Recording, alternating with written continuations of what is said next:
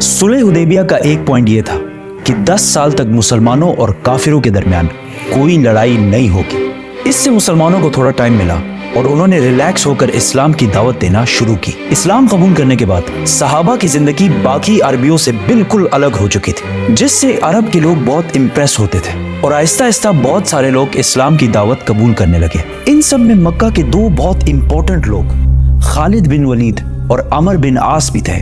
और खालिद बिन वलीद के लिए तो इस्लाम कबूल करना बहुत मुश्किल था, क्योंकि कुरान में वलीद बिन मुगीरा, जो खालिद बिन वलीद के वालिद थे, उनके बारे में बहुत सख्त वर्ड्स यूज किए गए थे। और अरब में खानदान और स्पेशली बाप की इज्जत सबसे इंपॉर्टेंट चीज होती थी। लेकिन फिर भी खालिद बिन वलीद ने अपने वालिद और पूरे खानदान के खिलाफ जाकर इस्लाम कबूल कर लिया।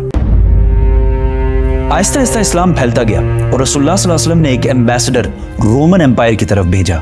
लेकिन इस एम्बेसडर को गस्सानी किंगडम ने बहुत ही बुरी तरह कत्ल कर दिया। ये गस्सानी किंगडम अरब और रोमन एम्पायर के बिल्कुल बीच में था और ये गस्सानी किंगडम रोमन एम्पायर का एक वेसल स्टेट था। वेसल स्टेट मतलब एक पपेट स्टेट। गस्सानी किंगडम का एम्बेसडर को मारना जंग के ऐलान जैसे था। और सिर्फ उस जमाने में नहीं, बल्कि आज भी यूएन चार्टर्स में एम्बेसडर को मारना सबसे बड़े क्राइम्स में से एक है। रसूलुल्लाह सल्लल्लाहु अलैहि वसल्लम को जब पता चला तो उन्होंने फौरन 3000 लोगों की फौज जमा की और रोमन एम्पायर पर हमले का फैसला किया। ये फौज मुसलमानों की सबसे बड़ी फौज थी। इससे पहले मुसलमानों ने इतनी बड़ी फौज कभी जमा नहीं की थी। रोमन एम्पायर इससे कुछ ही अरसा पहले पर्शियन एम्पायर से एक बहुत खतरनाक जंग जीत चुकी थी। रोमन और पर्शियन एम्पायर उस जमाने के दो बड़े सुपर पावर्स थे, जिस तरह आज अमेरिका और चाइना है। और इस जंग में कौन जीतेगा ये कुरान ने इस जंग के खत्म होने से पहले ही बता दिया था। ये भी बहुत जबरदस्त स्टोरी है, तो सब्सक्राइब। ये रोमन एम्पायर का पीक दौर था।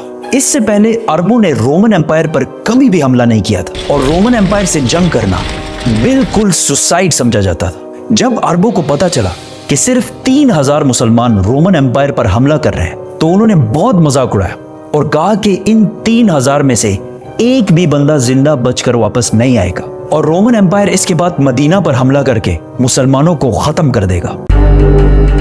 रसूलुल्लाह सल्लल्लाहु अलैहि वसल्लम ने इस फौज का लीडर ज़ैद बिन हारिसा रज़ियल्लाहु तआला अन्हु को बनाया। इस्लाम से पहले ज़ैद बिन हारिसा को रसूलुल्लाह सल्लल्लाहु अलैहि वसल्लम का बेटा माना जाता था और बाकी फौज को बताया कि अगर ज़ैद बिन हारिसा शहीद हो जाए तो तुम्हारा नेक्स्ट लीडर जाफर बिन अबी तालिब होगा, जो हजरत अली रज़ियल्लाहु तआला अन्हु के भाई थे। और अगर जाफर भी शहीद हो जाए तो तुम्हारा लीडर अब्दुल्ला बिन रवाहा होगा। और इन्हें कहा उस जगह पर जाओ जहां इन्होंने हमारे एम्बेसडर को शहीद किया था और इन्हें इस्लाम की दावत दो। अगर ये लोग इस्लाम कबूल ना करें, सिर्फ और सिर्फ तब इनसे लड़ाई करना। और हाँ, किसी बच्चे, बूढ़े या औरत को अंडर एनी सर्कमस्टांसेस नुकसान नहीं पहुंचाना और दरख्तों को भी नहीं काटना।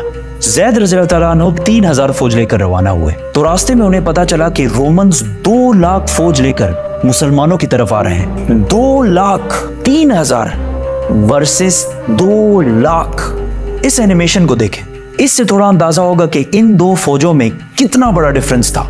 ये है एग्जैक्टली 3000 लोगों की फौज और इसके सामने ये है 2 लाख लोगों की फौज।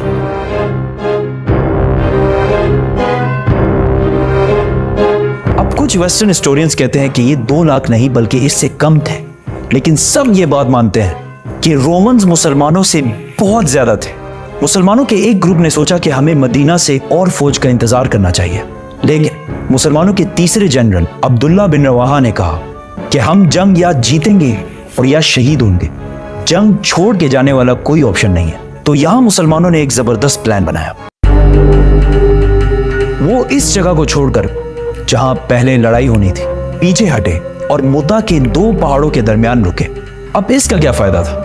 फायदा ये था कि अगर ये 2 पहाड़ ना होते और मुसलमान 2 लाख रोमन्स पर हमला करते तो रोमन्स मुसलमानों को चारों तरफ से घेर कर खत्म कर सकते थे। लेकिन इन 2 पहाड़ों की वजह से रोमन फौज ज्यादा स्ट्रेच नहीं हो सकती थी, तो लड़ाई में इनके ज्यादा नंबर्स होने का इतना फायदा ना होता। दोनों फौजों ने हमला किया और लड़ाई शुरू हुई। ज़ैद बिन हारिसा ने मुसलमानों की फौज का झंडा उठाया और बहुत फियर्स लड़ाई की, लेकिन वो शहीद हो गए।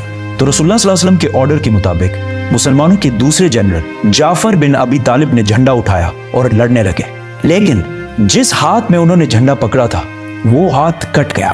तो उन्होंने दूसरे हाथ से झंडा उठाया, लेकिन दूसरा हाथ भी कट गया और जाफर रज़ियल्लाहु ताला अन्हु शहीद हो गए। जंग के बाद इनके जिस्म पर तलवार के 50 निशान मिले और इन 50 में से एक भी पीठ पर नहीं था, सारे के सारे फ्रंट पर लगे थे। तो अब ऑर्डर के मुताबिक अब्दुल्ला बिन रवाहा नए जनरल बने और बहुत सख्त लड़ाई के बाद वो भी शहीद हो गए। फिर एक मुसलमान ने झंडा उठाया और जोर जोर से सबको कहने लगा कि जल्दी आपस में एक लीडर चूज करो, वरना हमारी पूरी फौज बिखर जाएगी। ये जंग मदीना से 1000 किलोमीटर दूर मुता में हो रही थी, लेकिन रसूलुल्लाह सल्लल्लाहु अलैहि वसल्लम ने इस जंग के बारे में मदीना में मुसलमानों को पहले ही बता दिया था कि सबसे पहले जैद ने झंडा उठाया और वो शहीद कर दिए गए। उसके बाद जाफर ने झंडा उठाया और वो भी शहीद कर दिए गए। उसके बाद अब्दुल्ला बिन रवाहा ने झंडा उठाया और वो भी शहीद कर दिए गए। उसके बाद मुसलमानों ने सैफुल्लाह, अल्लाह की तलवारों में से एक तलवार को अपना लीडर बना लिया है। इस फौज में अब तक खालिद बिन वलीद एक आम सिपाही की तरह लड़ रहे थे और लड़ते लड़ते 9 तलवारें तोड़ चुके थे और ये मुसलमानों की तरफ से उनकी पहली जंग थी। तो सारों ने unanimously without any doubt Khalid bin Walid को जंग के दरमियान ही अपना लीडर और जनरल बनाया। खालिद बिन वलीद रज़ियल्लाहु ताला अन्हु को पता था कि रोमन्स को इस जंग में हराना इम्पॉसिबल है, लेकिन अगर वो ये जंग छोड़कर चले गए तो रोमन्स मुसलमानों को कमजोर समझकर मदीना पर भी हमला कर सकते हैं। तो अब मुसलमानों को एक ऐसी गेम खेलनी थी कि मुसलमान वापस भी चले जाए और रोमन्स इन्हें कमजोर समझकर इन पर हमला भी ना करें। तो उस रात खालिद बिन वलीद रज़ियल्लाहु ताला अन्हु ने अपनी फौज को रीशफल किया, मतलब राइट वालों को लेफ्ट और पीछे वालों को आगे किया। अगले दिन जब जंग शुरू हुई तो पहाड़ों से धुआं उठने लगा और कुछ ड्रम्स की आवाजें आना शुरू हुई। तो रोमन्स को लगा कि मुसलमानों की मदद के लिए मदीना से एक बहुत बड़ी फौज पहुंच गई है और आहिस्ता आहिस्ता मुसलमानों की फौज बहुत ही ऑर्गेनाइज्ड और प्लान्ड तरीके से जंग से पीछे हटने लगी। ऐसा लग रहा था कि मुसलमान चाहते हैं कि रोमन्स इनका पीछा करें और वो इनको ट्रैप कर दें। रोमन्स ने सोचा कि मुसलमान हमारे साथ बहुत बड़ी गेम खेल रहे हैं, ये चाहते हैं कि हम इनका पीछा करें और ये ओपन डेजर्ट में अपनी बड़ी फौज के साथ हमें खत्म कर दें। तो रोमन्स ने ये सब देखकर मुसलमानों का पीछा नहीं किया और मुसलमानों की फौज आहिस्ता आहिस्ता वहां से पीछे हटकर मदीना पहुंच गई और मुसलमानों की फौज को रोमन्स के मुकाबले में बहुत कम नुकसान हुआ। मदीना वालों ने सोचा कहीं ये लोग जंग से भाग कर तो नहीं आए, तो उन्होंने इस फौज को बहुत ही बुरा भला कहा, लेकिन रसूलुल्लाह सल्लल्लाहु अलैहि वसल्लम ने कहा ये भाग कर नहीं आए, ये हमारी मदद लेने के लिए आए हैं और बहुत जल्द हम रोम पर दोबारा हमला करेंगे। ये जंग तो रोमन्स और मुसलमानों के दरमियान थी, लेकिन पूरा अरब इस लड़ाई को बहुत गौर से देख रहा था, क्योंकि पहली बार अरब ने माइटी रोमन एम्पायर की ताकत को चैलेंज किया था। तो जब उन्होंने देखा कि 2 लाख फौज से लड़ने के लिए सिर्फ 3000 लोग गए और ठीक ठाक वापस भी आ गए, तो ये अरब की तारीख में बहुत ही इम्पॉसिबल काम हुआ था, जिससे बाकी अरब के दिलों में मुसलमानों के लिए बहुत इज्जत पैदा हुई और अरब के वो कबीले जो हर जंग में खंदक, बदर, ओहद में मुसलमानों के हमेशा खिलाफ होते थे, जंगे मुता के बाद इस्लाम की तरफ आने लगे और मदीना की ये छोटी सी रियासत आहिस्ता आहिस्ता हर तरफ फैलने लगी। अब यहाँ कुछ हिस्टोरियंस कहते हैं कि रोमन्स इतनी छोटी फौज से जंग सिर्फ इसलिए हारे क्योंकि रोमन एम्पायर कुछ साल पहले पर्शियन एम्पायर से जंग के बाद बहुत कमजोर हो चुकी थी। उस जंग में पर्शियन एम्पायर ने रोमन एम्पायर को बिल्कुल तबाह बर्बाद कर दिया था, लेकिन उसी टाइम कुरान के सूरह रोम में कहा गया था कि ये जंग पर्शियंस नहीं रोमन्स जीतेंगे। और ये भी बहुत इंटरेस्टिंग स्टोरी है। सब्सक्राइब।